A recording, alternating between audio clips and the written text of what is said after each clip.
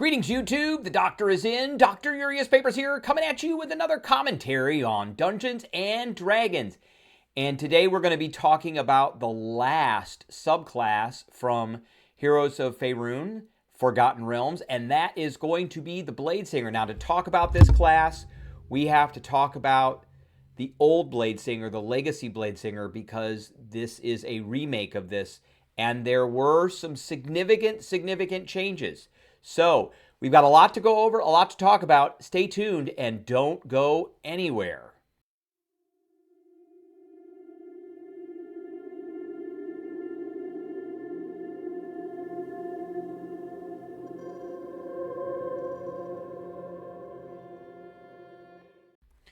All right, before we begin, don't forget to hit that subscribe button. If you like this video, hit the like button. If you have any questions or comments, please leave a question or comment. Don't forget to hit that notification bell, and don't forget to share this video. All right, I got my picture up here. Pretty cool picture. We're going to put that down now. Here is the Bladesinger. Now, this is the Bladesinger from our new book, Heroes of Faerun, Forgotten Realms, or Forgotten Realms, Heroes of Faerun. And it is the Bladesinger, but we're going to start by looking at the old Bladesinger. This is the Legacy Bladesinger. Now, you could choose this one at 2nd level, and the new one we get at 3rd level, just like all the rest of the subclasses. And there is a couple of pretty significant changes in here. So at 2nd level in the Legacy version, you got proficiency with light armor. So it's right here, training in War and Song, you gain proficiency with light armor, and you gain proficiency with one type of one-handed melee weapon of your choice. So, could be a longsword, could be a scimitar. Most people took things that had finesse because they were making a dex build, not a strength build. And they wanted the dex because you can have a pretty ridiculously high armor class with the Bladesinger. So that was a thing. So we got light armor proficiency, and we got proficiency with one-handed melee weapon. We also got proficiency with, or we gained proficiency with, performance. Okay. Then we got our Bladesong. And for 1 minute, a number of times a day equal to your proficiency bonus, there's that right there, you got a bonus to your AC equal to your intelligence modifier. Your walking speed increased by 10 feet.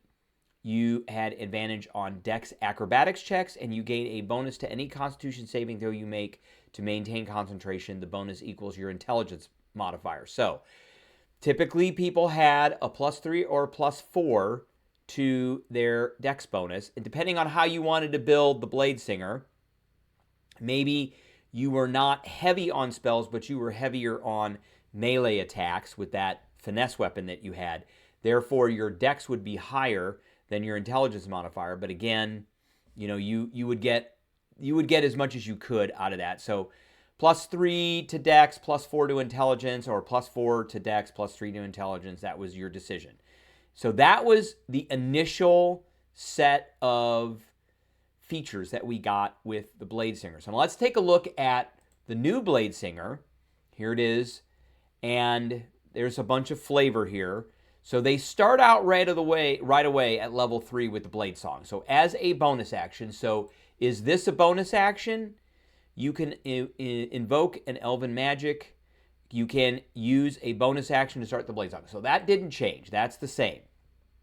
So you invoke the Bladesong, provided you are not wearing armor or using a shield. That is different. That is not in here.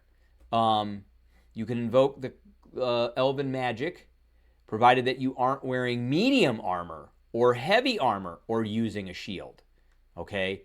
Now, you got training in light armor, not training with shields, but you got training with light armor. I think if you're training with light armor, you can use shields. But in 2024, it'll say like shields. So, for instance, we've got the fighter here, and the fighter has training in light, medium, heavy armor, and shields. So it has to say that you are trained in shields for you to get that. So this one just says that you don't have to wear medium or heavy armor. The new one says while wearing any armor or using any shield. So that is a big change. That's the first big change. The Bladesong lasts for a minute. It ends early if you're incapacitated, if you don armor or a shield, or if you use two hands to make an attack with a weapon. So a lot of that's not different except for the armor part. While it's active, you gain the following benefits. You can invoke the Bladesong a number of times a day equal to your intelligence modifier, and you regain all uses when you finished a long rest. You regain one expended use when you use Arcane Recovery. So that is in itself different as well. This one says you can use this feature a number of times a day equal to proficiency bonus, and you regain all expended uses when you finish a long rest. So this is tied to proficiency bonus. The new one, so the legacy version is tied to proficiency bonus. The new Bladesinger, it is tied to your intelligence modifier, and you get a use whenever you use Arcane Recovery back, okay? So we get the agility ability, and this is kind of a wrap-up of two abilities from the prior one.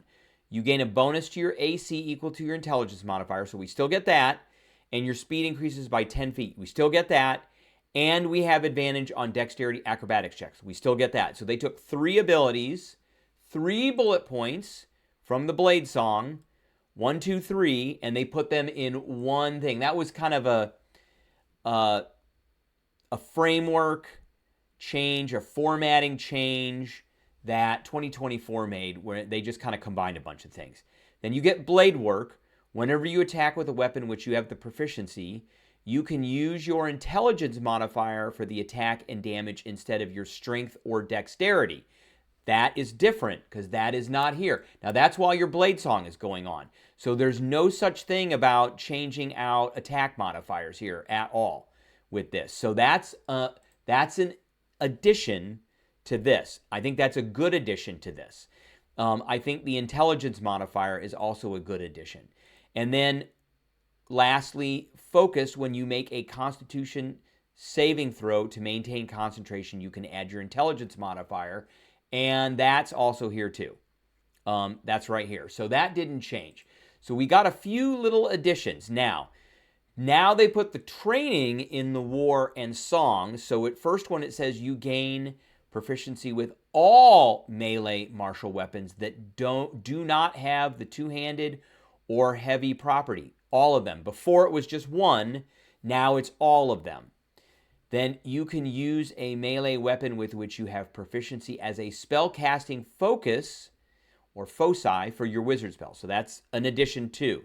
You also gain proficiency in one of the following skills: acrobatics, athletics, performance, or persuasion. Before, we just got performance. Now we get a choice between 4 different skills. So there's some additions to this. But what is missing here is we do not have any proficiency in armor. So remember the legacy version gives us proficiency with light armor, whereas the 2024 edition here does not give us any proficiency, and it punishes us if we have any armor on. We can't use our Bladesong if we're wearing any armor whatsoever at all. So that is a difference. Now at level 6, we get an extra attack, and in the legacy version, at level 6, we get an extra attack. So it says you can attack twice instead of once whenever you take the attack action on your turn. Moreover, you can cast one of your cantrips in place of one of those attacks. And the wording is pretty similar to this one. You can attack twice instead of once whenever you take the attack action on your turn. Moreover, you can cast one of your wizard cantrips that has a casting time of an action in place of one of those attacks. And this just says you can cast one of your cantrips in place of one of those attacks. So that's a little bit different. The legacy version did not specify that it has to be a cantrip that takes an action, whereas the 2024 version does specify that you have to take an action. For that, it has to be a cantrip that you use an action. So at 10th level, we get Song of Defense. You can direct your magic to absorb damage while your Bladesong is active. When you take damage, you can use your reaction to expend 1 spell slot and reduce the damage to you by an amount equal to 5 times the spell slot's level. So if you used a 5th level spell, you would reduce the damage by 25 points. Now with the new one, when you take damage while your Bladesong is active, you can take a reaction to expend 1 spell slot and reduce the damage taken by an amount equal to 5 times. So it's the same thing. Exactly the same thing, no different. So at 14th level, we get the Victory Song or Song of Victory. You can add your intelligence modifier to the damage of your melee weapon attacks while your Bladesong is active. And for the 2024 version, after you cast a spell that has a casting time of an action, you can make 1 attack with a weapon as a bonus action. That is very different. So we're not getting a bonus. We're not getting a bonus to the damage like we are here. While our Bladesong is active, we get an extra attack after we cast a spell.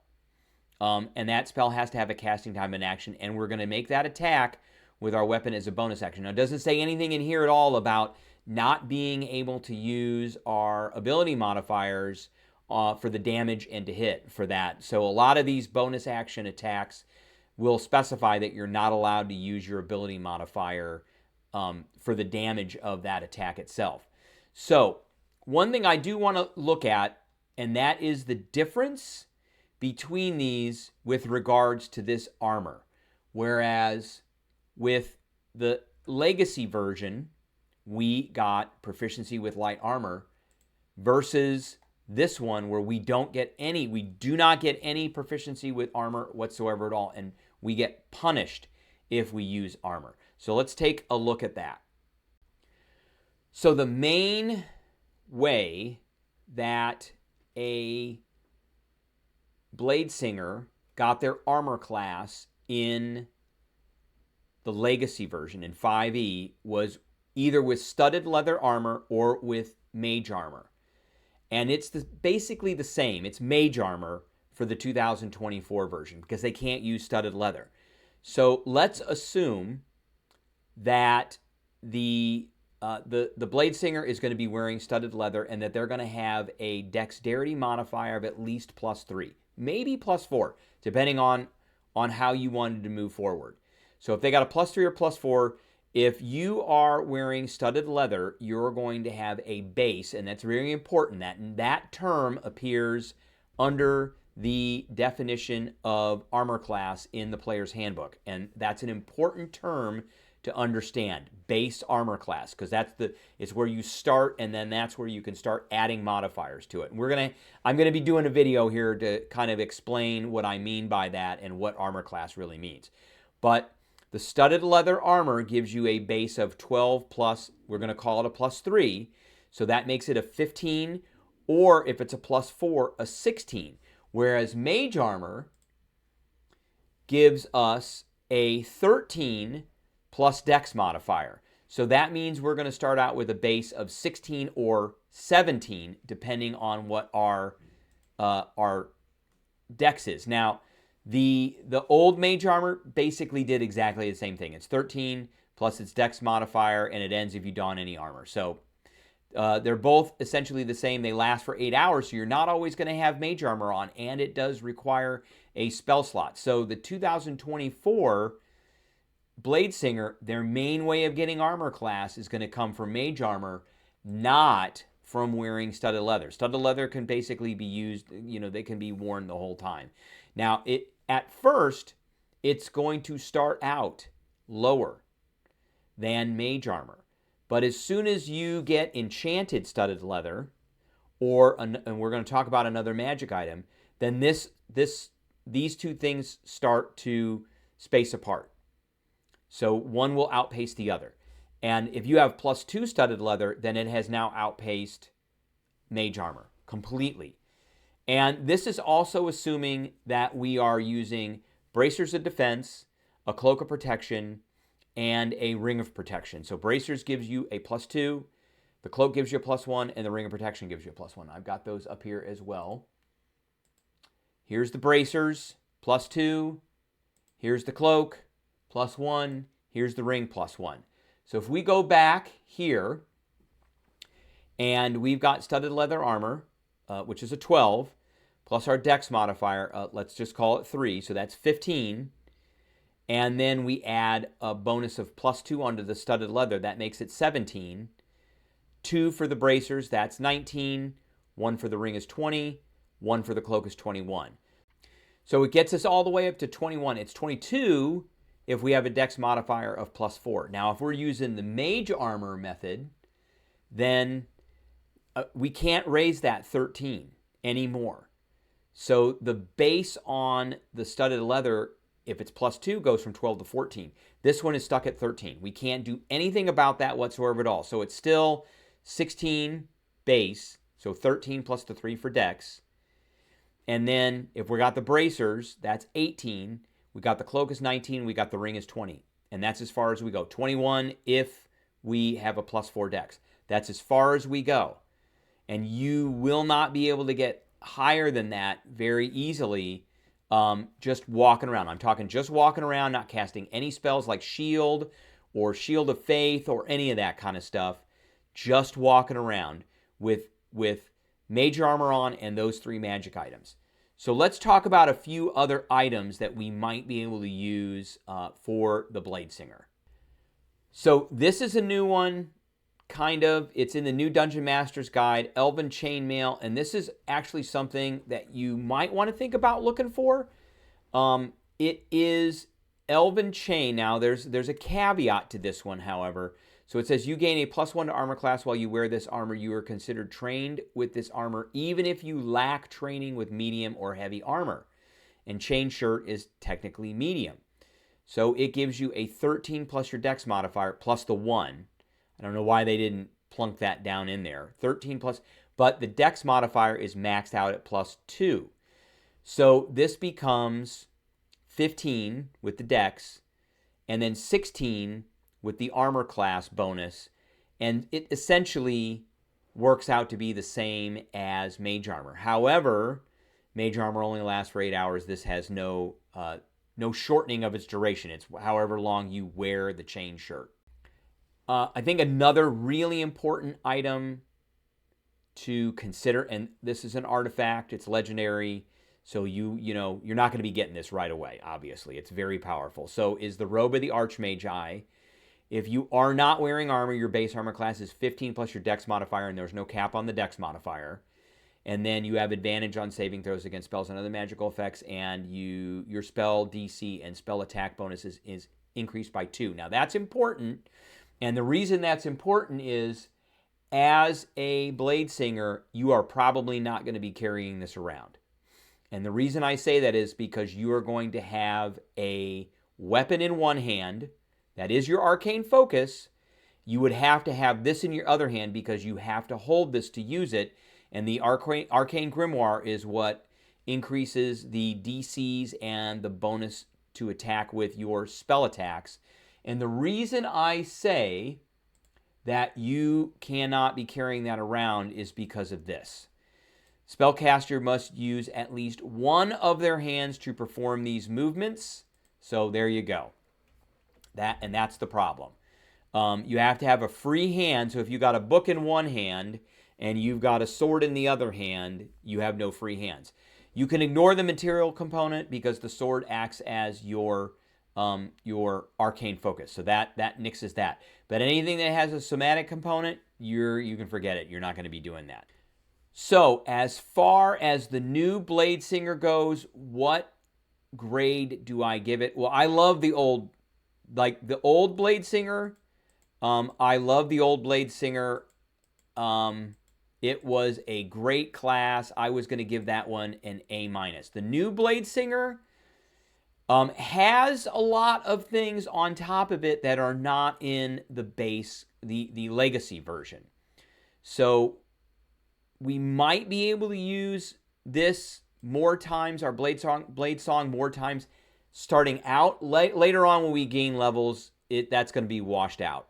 So I think initially we're going to be using our Bladesong more. And I do like that. I do like that we can get one use back with Arcane Recovery. So that gives us, you're getting more uses of your Bladesong, and the use of the Bladesong is really important. The agility part didn't really change. The blade work part kind of changed. You can use your intelligence modifier instead, but you still want to have a really good dex if you want to have a good armor class. And the focus part didn't really change. That that is as it is.